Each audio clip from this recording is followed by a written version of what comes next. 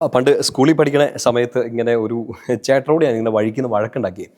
അപ്പോൾ വഴക്കുണ്ടാക്കിയെന്ന് വെച്ചാൽ നമ്മുടെ കുഞ്ഞിലെ കുസൃതി സ്വഭാവങ്ങളൊക്കെ അല്ലേ, നമ്മളിങ്ങനെ തട്ടിക്കയറും, ചുമ്മാ പൊട്ടത്തരങ്ങളൊക്കെ പറയും, വഴക്കുണ്ടാക്കും. അങ്ങനെ ഒരു ചേട്ടനോട് ചുമ്മാ ഞാനിങ്ങനെ വഴക്കുണ്ടാക്കിയത് കാരണം എന്താണെന്ന് വെച്ചാൽ, ആ ചേട്ടനൊരു സൈക്കിൾ ഉണ്ടായിരുന്നു. ഇപ്പോൾ അദ്ദേഹം ഇങ്ങനെ സൈക്കിളിലാണ് ഈ റബ്ബർ വെട്ടാനൊക്കെ പോണേ. അപ്പോൾ സൈക്കിളൊക്കെ അവിടെ വെച്ചിട്ട് ഒരു പറമ്പിലേക്ക് താഴേക്ക് ഇറങ്ങിയിട്ടാണ് അദ്ദേഹത്തിന് ഈ പിന്നെ റബ്ബർ വെട്ടാനും തിരിച്ചു കയറി വരാൻ വേണ്ടിയിട്ട്. അന്നത്തെ ഇച്ചിരി കുസൃതി കൂടി നിന്നൊരു കാലമായിരുന്നു. സ്കൂളിൽ ഒക്കെ പോകുന്ന സമയത്ത് ഈ ചേട്ടൻ്റെ സൈക്കിൾ അവിടെ ഇരിക്കുന്നത് കണ്ടിട്ടുണ്ട്. ഒരു 1-2 തവണ ഞാൻ, എൻ്റെ ഒരു കൂട്ടുകാരനുണ്ടായിരുന്നു, ഞങ്ങൾ ഈ സൈക്കിളിൻ്റെ ടയറിൻ്റെ കാറ്റൊക്കെ അഴിച്ചു വിട്ടു. ഇന്നിപ്പോൾ ഓർക്കുമ്പോൾ എൻ്റെ ദൈവമേ, എന്തൊരു ക്രൂരതയാണ് കാണിച്ചു കൂട്ടിയത് അന്ന്. പക്ഷേ ആ ചെറുപ്പത്തിൻ്റെ കുസൃതിയല്ലേ. ആ ചേട്ടൻ അവിടെ താഴെ പറമ്പിൽ പണിയെടുക്കുന്നു. നമുക്ക് സ്കൂളിൽ പോകുന്ന പോലും ഇഷ്ടമില്ലാത്തൊരു കാലമായിരുന്നുകൊണ്ട് എന്തെങ്കിലുമൊക്കെ കുസൃതിത്തരങ്ങൾ, തല്ലുള്ളിത്തരങ്ങളൊക്കെ ഒപ്പിക്കുക. അപ്പോൾ ഇയാളിത് കാണുന്നില്ലല്ലോ, അങ്ങനെയാണല്ലോ നമ്മൾ ഈ ഉടായ്പകളൊക്കെ കാണിച്ചു വിട്ടത്. ഇയാളുടെ ടയറിൻ്റെ കാറ്റ് 1-2 തവണ അഴിച്ചു വിട്ടു. ഒരു തവണ ഇയാൾക്ക് മനസ്സിലായി, ഈ ചേട്ടന് മനസ്സിലായി, ഇത് ചുമ്മാ അങ്ങനെ കാറ്റ് പോകുന്നതല്ല, പഞ്ചറാവുന്നതല്ല, ആരോ വേന്ദ്രന്മാർ എന്തൊക്കെയോ പണി ഒപ്പിക്കുന്നതാണെന്ന് മനസ്സിലായി. അങ്ങനെ ഇയാൾ അവിടെ ഒളിച്ചിരുന്ന് കണ്ടുപിടിച്ച് ഞങ്ങളെ രണ്ടുപേരെ. ദൈവമേ, അയാൾ ചീത്ത പറഞ്ഞ ഇഷ്ടം പോലെ, പക്ഷെ തല്ലാനൊക്കെ കയ്യോങ്ങി, തല്ലിയില്ല.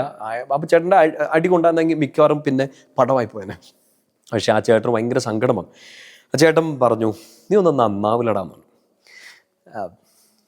നമ്മൾ പിന്നെ പണ്ടേ തീരുമാനിച്ചാണ് നമ്മൾ നന്നാവില്ല എന്ന്. അതുകൊണ്ട് പിന്നെ ചേട്ടനായിട്ട് ഇത് പറയണ്ടെന്നൊക്കെ മനസ്സിലിങ്ങനെ തോന്നേണ്ട സമയമൊക്കെ ആയിരുന്നു.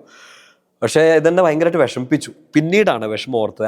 ആ ചേട്ടൻ പറഞ്ഞപ്പോൾ നമുക്ക് അടി കൊള്ളാണ്ട് രക്ഷപ്പെട്ടല്ലോ എന്ന് ഓർത്തുള്ള ഒരു ആശ്വാസം മാത്രമേ ഉണ്ടായിരുന്നുള്ളൂ.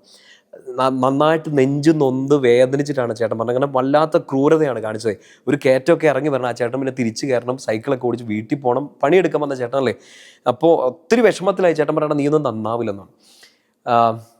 അന്ന് അതൊരു രക്ഷപ്പെട്ടല്ലോ, അടി കൊള്ളാണ്ട് രക്ഷപ്പെട്ടല്ലോ എന്ന് ചിന്തിച്ചുള്ളൂ. പക്ഷേ എൻ്റെ പ്രിയപ്പെട്ട സൗരങ്ങളെ, നിങ്ങൾക്ക് ഇങ്ങനത്തെ ഒരു അനുഭവം ഉണ്ടായെന്ന് പറഞ്ഞോളൂ. ഇങ്ങനെ ഒരു കുസൃതി കാണിച്ചിട്ട് ആരെങ്കിലും നിങ്ങളെ ശപിച്ചു, നിങ്ങളോട് ദേഷ്യപ്പെട്ടു എന്നുള്ളതല്ല. ചിലപ്പോൾ ഇപ്പം നമ്മളൊന്നും ചെയ്തില്ലെങ്കിലും ഐ പേഴ്സണലി ഡിസർവ് ഇറ്റ് അല്ലേ. അങ്ങനത്തെ തല്ലിപ്പൊളിത്തരങ്ങൾ കാണിച്ചാൽ ഉറപ്പായിട്ട് അല്ലെങ്കിൽ 2 ഇടിയെങ്കിലും തരണം. പക്ഷെ അങ്ങനെ അല്ലാണ്ടും ചിലപ്പോൾ നമുക്കിങ്ങനെ ഒരു അനുഭവമൊക്കെ ഉണ്ടാവില്ലേ.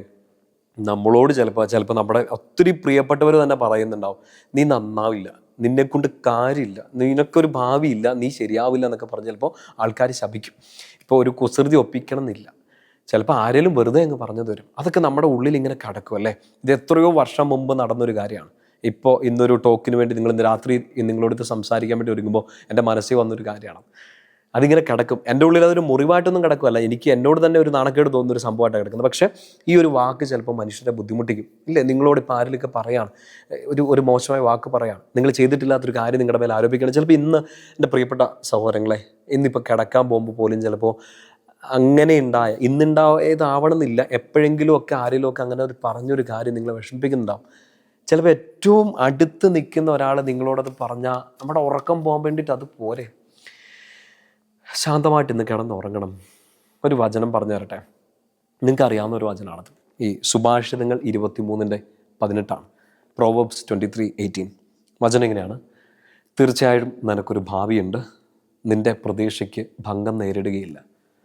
Here it again. തീർച്ചയായും നിനക്കൊരു ഭാവിയുണ്ട്, നിൻ്റെ പ്രതീക്ഷയ്ക്ക് ഭംഗം നേരിടുകയില്ല.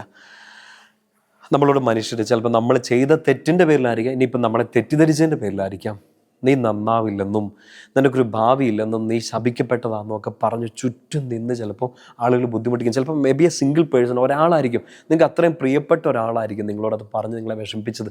നിങ്ങൾക്ക് പഠിക്കാനുള്ളൊരു ഉന്മേഷം പോയി, ജോലി ചെയ്യാനുള്ളൊരു ഉന്മേഷം പോയി, നിങ്ങൾക്ക് എന്തിനുള്ളൊരു ഒരു ഒരു ആ ഒരു പവർ പോലും നഷ്ടപ്പെട്ടു പോകുന്ന തരത്തിലുള്ള വാക്കുകൾക്ക് അത്രയും പവറാണല്ലോ.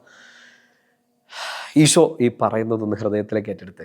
തീർച്ചയായും നിനക്കൊരു ഭാവിയുണ്ട്, നിൻ്റെ പ്രതീക്ഷയ്ക്ക് ഭംഗം നേരിടുകയില്ല. Please believe this. ഇപ്പം ഇന്ന് രാത്രി കിടക്കുന്നതിന് മുമ്പ് ഈ വചനം ഒന്ന് പ്രാർത്ഥിക്കണം. എങ്ങനെ പ്രാർത്ഥിക്കണം എന്നറിയോ?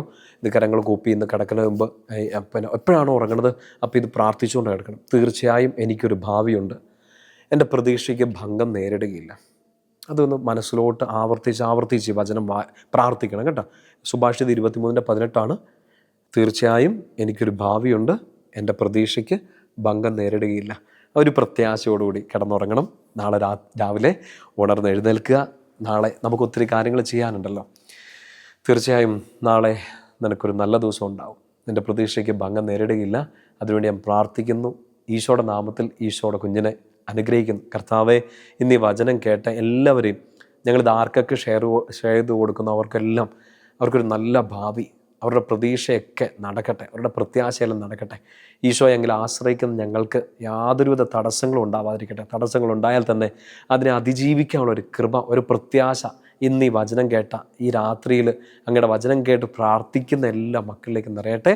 ഈശോയുടെ നാമത്തിൽ ഞാൻ നിങ്ങളെ അനുഗ്രഹിക്കുന്നു. പിതാവിൻ്റെയും പുത്രൻ്റെയും പരിശുദ്ധാത്മാവിൻ്റെയും നാമത്തിൽ. ആമേൻ. ഈശോ മിശിഹായിക്ക് സ്തുതിയായിരിക്കട്ടെ.